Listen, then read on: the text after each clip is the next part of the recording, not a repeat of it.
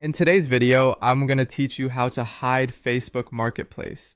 If you want a cleaner Facebook interface and you'd rather not see Marketplace in your shortcuts or navigation bar, this is a simple setting you can adjust in just a moment.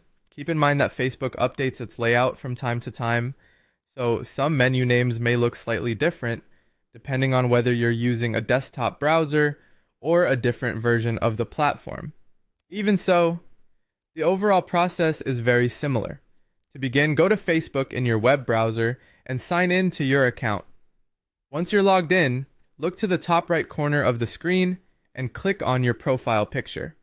This opens the main account menu where you'll find a variety of options related to your account, preferences, and privacy controls. From that menu, select Settings and Privacy, then click Settings.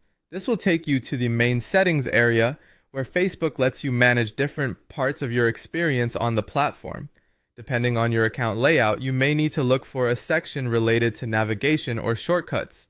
Next, click Navigation Bar or Navigation Settings if that option appears on your screen. Facebook sometimes changes the exact wording, but you're looking for the area that controls what appears in your main navigation.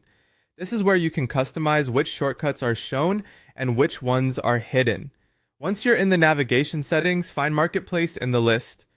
Take a second to review the available options next to it. You should see a setting that allows you to hide it or remove it from your shortcuts.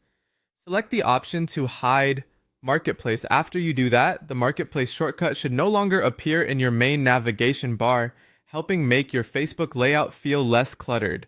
This can be especially useful if you don't use Marketplace often and want to focus more on the parts of Facebook you actually use. If you don't immediately see the change, try refreshing the page or navigating away and back again. In some cases, Facebook may take a moment to apply the update. Also, if the setting isn't available in your account, it may be because Facebook is testing a different interface version, so the exact location of the option can vary.